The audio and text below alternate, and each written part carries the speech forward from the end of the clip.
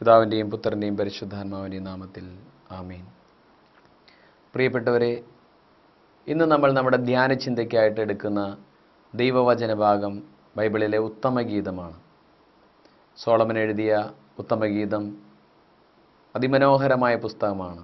8 അധ്യായങ്ങളുള്ള ഈ പുസ്തകത്തിൻ്റെ ഉൾക്കാമ്പിലേക്ക് നമുക്കൊന്ന് ഇറങ്ങി നോക്കാം.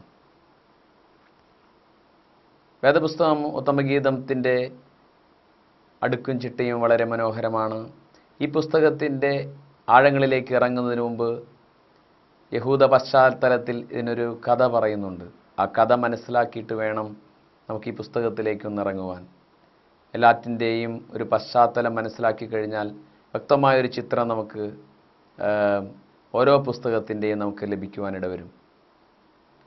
ഉത്തമഗീതത്തിൽ ശൂലേമി എന്ന് പറയുന്ന, അല്ലെങ്കിൽ ശൂലേം കന്യക എന്ന് പറയുന്ന ഒരു സ്ത്രീയെക്കുറിച്ച് പറയുന്നുണ്ട്. അവൾ കറുത്ത നിറമുള്ളവളായിരുന്നു എന്നാണ് ദൈവവചനത്തിൽ വായിക്കുന്നത്. കറുത്ത നിറമുള്ളവർക്കും വളരെ അഴകുള്ള ആളുകളുണ്ട്. ശൂലേമി കറുത്ത നിറമുള്ളവൾ ആയിരുന്നെങ്കിലും വളരെ അഴകുള്ളവൾ ആയിരുന്നു. അവൾ ആടുകളെ തീറ്റി മലമ്പ്രദേശത്ത് ഇങ്ങനെ നടക്കുമ്പോൾ അവിടെ ഒരു ഇടയനും ആടുകളെ തീറ്റാൻ വരാറുണ്ടായിരുന്നു. ഇടയനും ശൂലേമിയും കണ്ടുമുട്ടുന്നു, അവർ പരിചയത്തിലാകുന്നു, അവർ പ്രേമത്തിലാകുന്ന ഒരനുഭവമാണ് ഉണ്ടാകുന്നത്.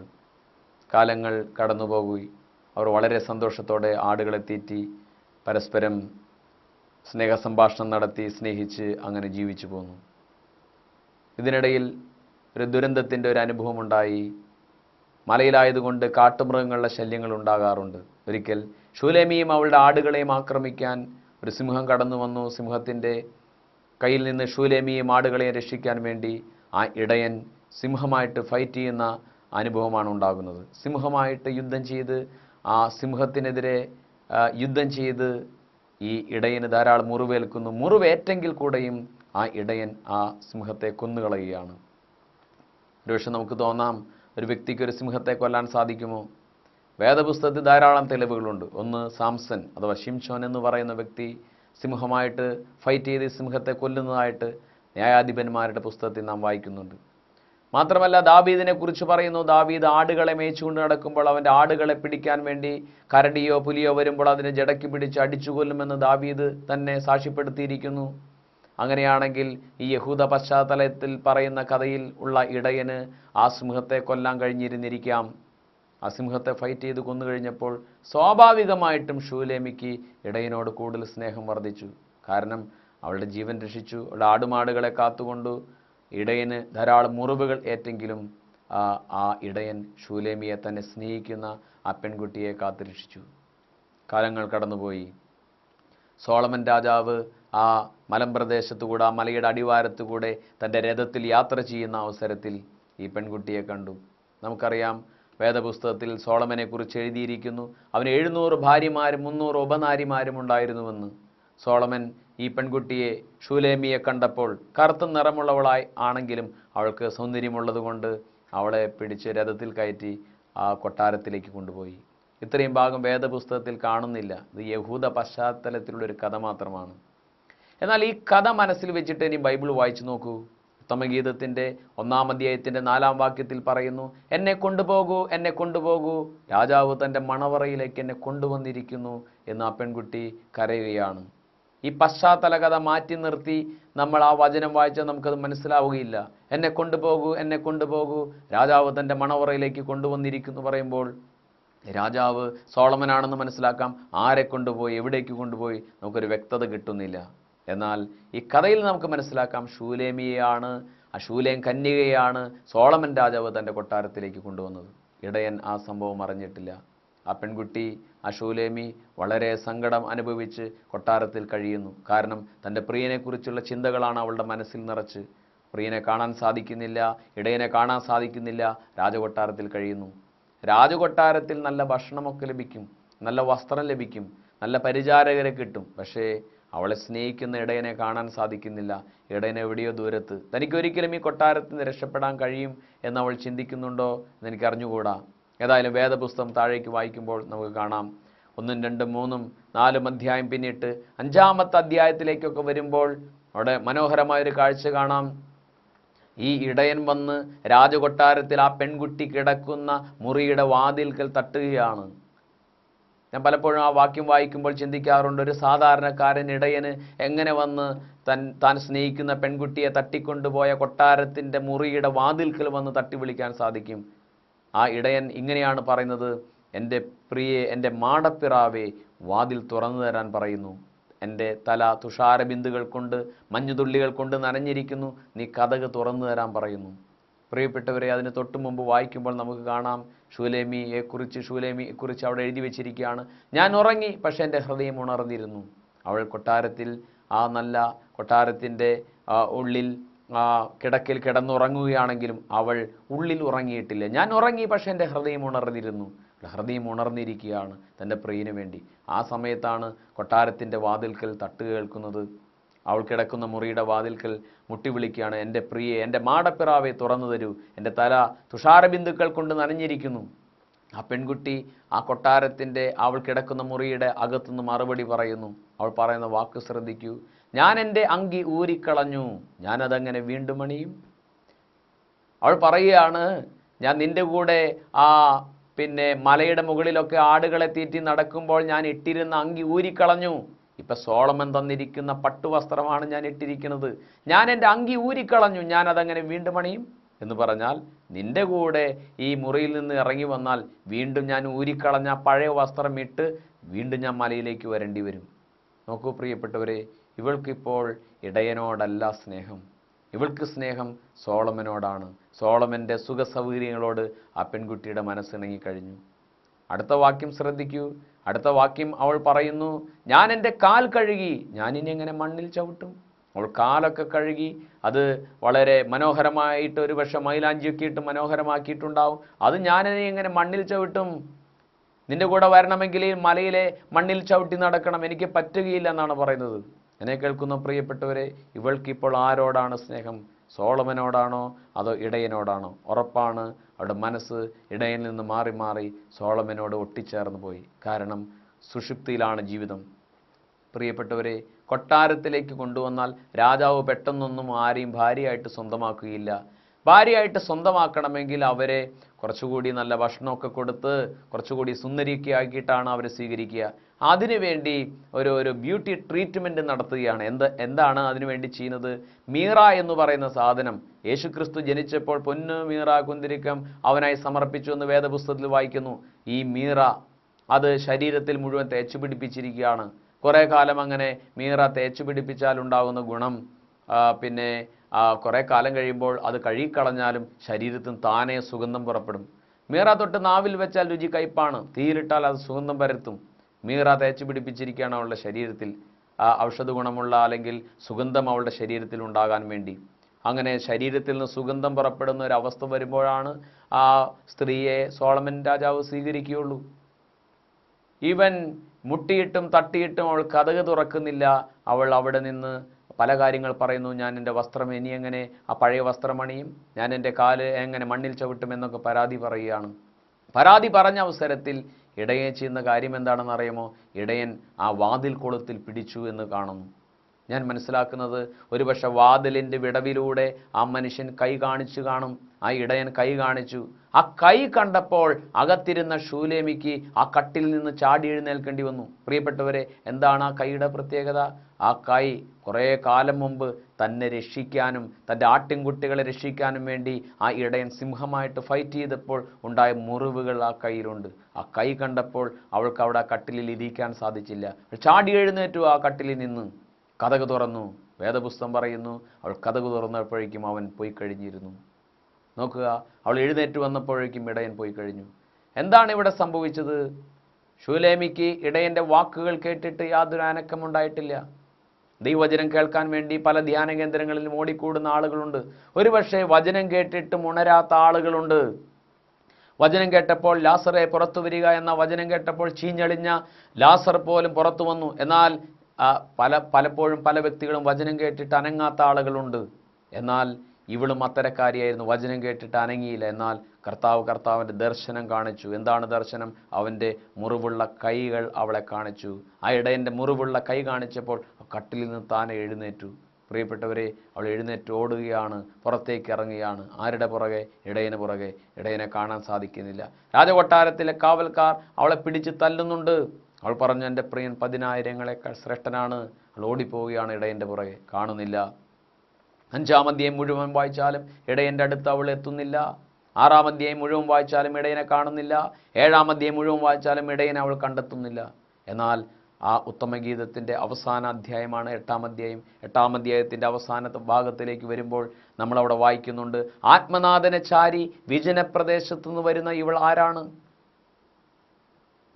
ആത്മനാഥനെ ചാരി വിജനപ്രദേശത്തു നിന്ന് വരികയാണ്. എവിടെ വെച്ചാണ് അവൾ അവളുടെ ആത്മനാഥനെ, അവളുടെ പ്രാണപ്രിയനായ ഈ ഇടയനെ കണ്ടെത്തിയത്? ആ ഒരു മരുഭൂമിയിൽ വെച്ച്, ഒരു വിജനപ്രദേശത്ത് വെച്ച് അവിടെയാണ് ഇടയനെ കണ്ടെത്തിയത്. അവൻ്റെ നെഞ്ചിൽ ചാരി ആ പെൺകുട്ടി തിരിച്ചു വരുന്നു. ഇത്ര മനോഹരമായ ദൃശ്യമാണെന്ന് ഞാൻ ഓർക്കുകയാണ്.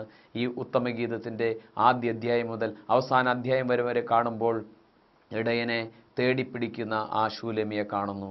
അവളുടെ ജീവിതത്തിലെ സങ്കടകരമായ അനുഭവത്തിൽ നിന്ന് ഇടയനെ കണ്ടെത്തുന്ന മനോഹരമായ അനുഭവം. പ്രിയപ്പെട്ടവരെ, ആരാണ് ഈ ഇടയൻ? പ്രിയപ്പെട്ടവരെ, ആരാണ് ശൂലേമി? ആരാണ് സോളമൻ? നമുക്കിതിനെ ഒരു ചിത്രരൂപത്തിലാക്കിയാൽ നമുക്കിങ്ങനെ വായിച്ചെടുക്കാം അതിനെ. ഈ ഇടയൻ എന്ന് പറയുന്നത് സാക്ഷാൽ യേശു ക്രിസ്തുവാണ്. യേശു ക്രിസ്തു ആ സിംഹമായിട്ട് ഫൈറ്റ് ചെയ്തു. ഏതാണ് സിംഹം? പത്രോസ്ലീഹ തൻ്റെ 1-ാം ലേഖനം 5-ാം അധ്യായത്തിൽ പറയുന്നുണ്ട്, പിശാച് അലറുന്ന സിംഹത്തെ പോലെ ആരെ വിഴുങ്ങണമെന്ന് അന്വേഷിച്ചു കൊണ്ട് നടക്കുന്നു. വിശ്വാസത്തിൽ ഉറച്ചുനിന്ന് അവനെ എതിർക്കുവിൻ. അതെ, നമ്മുടെ കർത്താവ് യേശു ക്രിസ്തുവാണ് കാൽവരി ക്രൂശിൽ ആ പിശാചിനെ തകർത്ത് കളഞ്ഞത്. അങ്ങനെയാണ് അവന് മുറിവുകൾ ഉണ്ടായത്. അപ്പോൾ യേശുവാകുന്ന ഇടയനാണ് ആ സിംഹത്തിനെതിരെ, പിശാചാണ് ആ സിംഹത്തിനെതിരെ ഫൈറ്റ് ചെയ്തത്. ആരാണ് പ്രിയപ്പെട്ടവരെ ശൂലേമി? ആ കറുത്ത നിറമുള്ള അഴകുള്ള ആടുകളെ വളർത്തുന്ന ആ ഇടയകന്യക ആരാണ്? ഞാനും നിങ്ങളുമാണ് പ്രിയപ്പെട്ടവരെ. ഞാനും നിങ്ങളുമാണ്. സഭയാണ്, വിശ്വാസികളുടെ സമൂഹമാണ്. ഞാനും നിങ്ങളുമാണ്. കർത്താവിൻ്റെ മണവാട്ടിയാണ്. കർത്താവിൻ്റെ മണവാട്ടിയായ നമ്മളെ വീണ്ടെടുത്തത് യേശു ക്രിസ്തുവാണ്. തൻ്റെ ജീവന് രക്തം കൊടുത്ത് ആ സിംഹത്തെ ഫൈറ്റ് ചെയ്ത് തോൽപ്പിച്ചു ഇടയൻ. ആ പെൺകുട്ടിയെ, ഞാനും നിങ്ങളുമാകുന്ന കന്യകമാരെ രക്ഷിക്കാൻ വേണ്ടി. പക്ഷെ എന്താണ് സംഭവിച്ചത്? ഇടയിൽ എന്താണ് നടന്നത്? ഒരു സോളമൻ വന്നു. അദ്ദേഹം രാജാവാണ്. സോളമൻ ഈ ലോകമോഹത്തിൻ്റെ പ്രതീകമാണ്. ഈ ലോകത്തിൻ്റെ മോഹമാണ് നമ്മളെ തട്ടിക്കൊണ്ടുപോകുന്നത്. യേശു ക്രിസ്തുവാകുന്ന ആ സുന്ദരനായിട്ടുള്ള നമ്മുടെ ദൈവത്തിൽ നിന്ന് വിശ്വാസികളായി നമ്മളെ തട്ടിക്കൊണ്ടുപോകുന്നത് ഈ ലോകമോഹമാണ്. ഈ ലോകമോഹത്തിൻ്റെ പ്രതീകമാണ് സോളമൻ. അവൻ തട്ടിക്കൊണ്ടുപോയി അവൻ്റെ കിടക്കയിൽ കിടന്നിട്ടുള്ള ആരും ഉടനെ തന്നെ എഴുന്നേൽക്കാൻ സാധ്യതയില്ല. എന്നെ കേൾക്കുന്ന സഹോദര സഹോദരി, നീ ഇപ്പോൾ സോളമൻ്റെ കിടക്കയിൽ മയങ്ങുകയാണോ? പിശാചിൻ്റെതായിട്ടുള്ള പ്രവണതയിൽപ്പെട്ട്, ജഡിക സുഖമോഹങ്ങളിൽപ്പെട്ട് അവൻ്റെ കിടക്കയിൽ വിശ്രമിക്കുന്ന വ്യക്തിയാണെങ്കിൽ നീ യേശുവിൻ്റെ വചനം കേട്ടാലും പെട്ടെന്ന് ഉണരാൻ സാധ്യതയില്ല. എന്നാൽ കർത്താവിൻ്റെ ഒരു ദർശനം നിനക്കുണ്ടാകുന്നെങ്കിൽ, കർത്താവിൻ്റെ പ്രത്യേകമായ ഒരു ഇടപെടലുണ്ടായാൽ നീ ആ കട്ടിലിൽ നിന്ന് എഴുന്നേൽക്കാൻ തുടങ്ങും. എങ്ങോട്ടാണ്? ഇടയൻ്റെ പുറകെ ഓടിപ്പോണം. അതുപോലെ നീ ഇപ്പോൾ അങ്ങനെ ഒരു മയങ്ങിക്കിടക്കുന്ന അവസ്ഥയാണോ? യോഹന്നാൻ തൻ്റെ 1-ാം ലേഖനത്തിൽ 2-ാം അധ്യായത്തിൽ 15, 16, 17 വാക്യങ്ങളിൽ ഇങ്ങനെ പറയുന്നുണ്ട്, ലോകത്തെയോ ലോകത്തിലെ മോഹങ്ങളെയോ നിങ്ങൾ സ്നേഹിക്കരുത്. എന്താണ് ലോകത്തിലുള്ളത്? കണ്ണുകളുടെ ദുരാശ, ജഡത്തിൻ്റെ ദുരാശ, ജീവിതത്തിൻ്റെ അഹന്ത. ഇങ്ങനെ ലോകത്തിലുള്ളതൊന്നും പിതാവിൻ്റേതല്ല, പ്രത്യുത ലോകത്തിൻ്റെതാണ്. ലോകവും അതിൻ്റെ മോഹങ്ങളും കടന്നു പോകും. ദൈവഹിതം പ്രവർത്തിക്കുന്നവൻ എന്നേക്കും നിലനിൽക്കും. അപ്പോൾ ലോകത്തിലുള്ള 3 വശീകരണ ശക്തികൾ, കണ്ണുകളുടെ ദുരാശ, ജഡത്തിൻ്റെ ദുരാശ, ജീവിതത്തിൻ്റെ അഹന്ത, അതിന് ഒരു മാസ്മരിക ശക്തിയുണ്ട് നമ്മളെ ആകർഷിക്കുവാൻ വേണ്ടി. വിശ്വാസികൾ അതിൻ്റെ വലയത്തിൽപ്പെട്ടാൽ, അവൻ്റെ കിടക്കയിൽ കിടന്നാൽ പിന്നെ എഴുന്നേൽക്കാൻ സാധ്യതയില്ല. അതുകൊണ്ട് വിശ്വാസ ജീവിതത്തിലേക്ക് വന്ന നീ ഒരു നാൾ വഴിതെറ്റിപ്പോയി ഇപ്പോൾ സോളമൻ്റെ കിടക്കയിൽ വിശ്രമിക്കുകയാണെങ്കിൽ, പ്രിയ മകനെ, മകളെ, കർത്താവ് നിന്നിൽ നിന്ന് മാറുകയല്ല, നീ കർത്താവിൽ നിന്ന് മാറിയിരിക്കുന്നു എന്ന് മനസ്സിലാക്കണം. നീ അവിടെ നിന്ന് എഴുന്നേൽക്കേണ്ട സമയമായി. സോളമൻ്റെ കിടക്ക വിട്ട് ഉണരേണ്ട സമയമാണെന്ന് ഈ തിരുവചനം കേൾക്കുമ്പോൾ നീ മനസ്സിലാക്കണം. അവിടെ നിന്ന് നീ ഉണരണം, അവിടെ നിന്ന് നീ എഴുന്നേൽക്കണം. എവിടേക്കാണ് പോകേണ്ടത്? കർത്താവിൻ്റെ പുറകെ ഓടണം. കർത്താവിൻ്റെ പുറകെ. രക്തസ്രാവ സ്ത്രീ കർത്താവിൻ്റെ പുറകെ പോയില്ലേ? അവൻ്റെ വസ്ത്രത്തിൻ്റെ വിളുമ്പിലെങ്കിലും തൊട്ടാൽ മതി, എനിക്ക് സൗഖ്യം കിട്ടുമെന്ന് അവൾ ഉള്ളിൽ വിചാരിച്ചു. അവൾ പോയി തൊട്ടു, അവൾ സൗഖ്യം നേടി. മകനെ മകളെ, നിനക്ക് അവിടെ നിന്ന് എഴുന്നേൽക്കേണ്ട സമയം ഇന്നാണ്. ഈ ദൈവവചനത്തിൻ്റെ ഈ സ്വരം കേൾക്കുമ്പോൾ കർത്താവ് തരുന്ന നിർദ്ദേശമാണെന്ന് കരുതുക. ഇവിടുന്ന് എഴുന്നേൽക്കുക, ഈ സോളമൻ്റെ കിടക്കിൽ നിന്ന് എഴുന്നേൽക്കുക, ഓടുക, അവൻ്റെ പുറകെ പോകണം, അവൻ്റെ പുറകെ പോയി അവനെ കണ്ടെത്തണം. എവിടെ വെച്ചാണ് പ്രിയപ്പെട്ടവരെ ശൂലേമി ഇടയനെ കണ്ടെത്തിയത്? മരുഭൂമിയിൽ വെച്ചാണ്. മരുഭൂമി ഒരു കഷ്ടപ്പാടിൻ്റെ പ്രതീകമാണ്, ഒരു ദൈവാനുഭവത്തിൻ്റെ പ്രതീകമാണ് മരുഭൂമി എന്ന് പറയുന്നതിൽ തെറ്റില്ല. കാരണം ഇസ്രായേൽ ജനത്തെ കനാൻ നാട്ടിലേക്ക് കൊണ്ടുപോയപ്പോൾ അഗ്നിസ്തംഭമായി മേഘസ്തംഭമായി മന്ന പൊഴിച്ചുകൊണ്ട് ദൈവം അവരോട് കൂടെ നടന്നത് മരുഭൂമിയിലാണ്. അതുകൊണ്ട് ദൈവാനുഭവത്തിൻ്റെ ഒരു മേഖലയാണ് മരുഭൂമി എന്ന് പറയുന്നതിൽ തെറ്റില്ല. എന്നാൽ മരുഭൂമി സ്വാഭാവികമായിട്ടും ഒരു കഷ്ടതയുടെ പ്രതീകം തന്നെയാണ്. സമ്പത്ത് നഷ്ടപ്പെട്ട്, ആരോഗ്യം നഷ്ടപ്പെട്ട്, സൗന്ദര്യം നഷ്ടപ്പെട്ട്, പ്രിയപ്പെട്ടവരെല്ലാം അകന്നു പോകുമ്പോൾ ഒരു മരുഭൂമി അനുഭവമാണ്.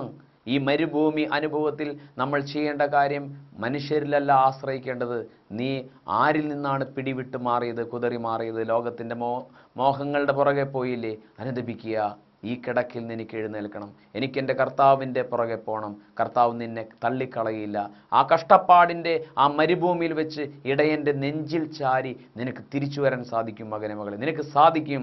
ഈ നിമിഷം തന്നെ നീ കർത്താവിലേക്ക് മനസ്സുയർത്തണം. യോഹന്നാന്റെ സുവിശേഷത്തിൽ 6-ാമത്തെ അധ്യായത്തിൻ്റെ 37-ാം വാക്യത്തിൽ നാം വായിക്കുന്നുണ്ട്, എൻ്റെ അടുക്കൽ വരുന്ന ഒരുവനെ ഞാൻ തള്ളിക്കളയില്ല. നീ ഏത് മതത്തിൽപ്പെട്ട വ്യക്തിയായിക്കൊള്ളട്ടെ, യേശുവിലേക്ക് നീ വരുന്നെങ്കിൽ യേശു നിന്നെ തള്ളിക്കളയില്ല. യോഹന്നാൻ 14:18 നാം വായിക്കും, ഞാൻ നിന്നെ ഒരു നാളും അനാഥനായി വിടുകയില്ല. ദൈവം നമ്മളെ അനാഥരായി വിടുകയില്ല. അപ്പോൾ ദൈവം നമ്മളെ കൈക്കൊള്ളുന്നവനാണ്. എബ്രായ ലേഖനം 13:5 നാം വായിക്കും, ഞാൻ നിന്നെ ഒരിക്കലും അവഗണിക്കുകയോ ഉപേക്ഷിക്കുകയില്ല. യെശയ്യാ 49:15 വായിക്കും, പെറ്റമ്മ മറന്നാലും ഞാൻ നിന്നെ മറക്കുകയില്ല.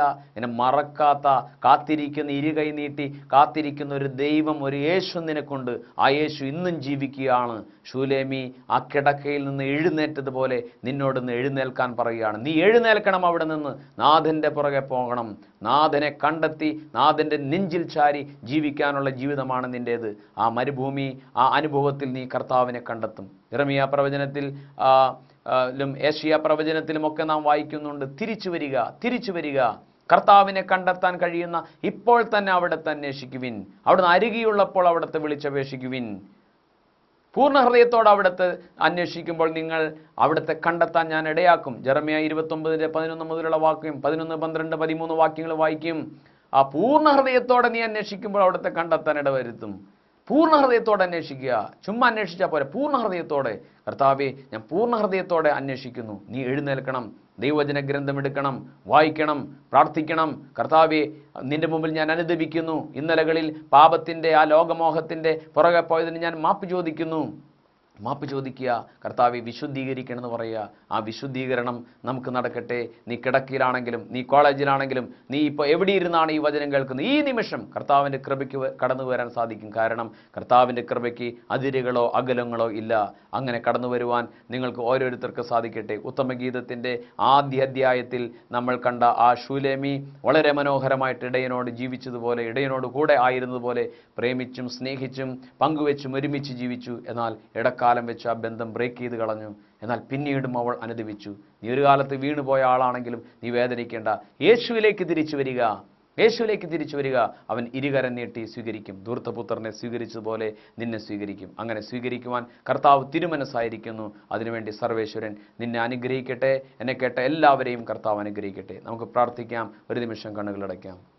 കർത്താവേ, സ്നേഹവാനായ ദൈവമേ, തിരുവചനം കേട്ട ഓരോരുത്തരെയും അങ്ങ് അനുഗ്രഹിക്കുമാറാകണമേ. ശൂലേമിയെപ്പോലെ ഞങ്ങൾ ഓരോരുത്തരും കർത്താവിൻ്റേതായിരുന്നു. എന്നാൽ പലപ്പോഴും കർത്താവിൽ നിന്ന് ഞങ്ങളുടെ സ്വാർത്ഥത നിമിത്തം ഞങ്ങൾ തെന്നിമാറിപ്പോയി. കർത്താവെ, ഞങ്ങൾ തിരിച്ചു വരികയാണ്. അങ്ങയെ തേടുവാൻ ഞങ്ങളുടെ ഉള്ളിൽ ദാഹം നൽകണമേ. അങ്ങ് തന്നെയാണ് അങ്ങേക്ക് വേണ്ടിയുള്ള ദാഹം ഞങ്ങളുടെ ഉള്ളിൽ ജനിപ്പിക്കുന്നത്. കർത്താവെ, ആ ദാഹം ഞങ്ങളുടെ ഉള്ളിൽ ധാരാളമായിട്ടുണ്ടാകട്ടെ. പാപത്തിൻ്റേതായിട്ടുള്ള ദാഹങ്ങൾ ഞങ്ങളിൽ നിന്ന് വേരോടെ പിഴുതുമാറ്റി ക്രിസ്തുവിന് വേണ്ടിയിട്ടുള്ള ദാഹവും സ്നേഹവും ഞങ്ങളിൽ ഉളവാക്കണമേ. ക്രിസ്തുവിനാൽ ലഹരി പിടിച്ച വ്യക്തികളാക്കി ഞങ്ങളെ മാറ്റണമേ. അങ്ങനെ സ്നേഹത്തിൻ്റെ വക്താക്കളായി ഞങ്ങൾ ഈ ലോകത്തിൽ പ്രഭ വരുത്തുവാൻ അവിടുന്ന് ഇടവരുത്തുമാറാകണമേ. പ്രാർത്ഥനകളെല്ലാം യേശുനാമത്തിൽ ഉയർത്തുന്നു. കൃപയോടെ കേൾക്കപ്പെടുമാറാകണമേ.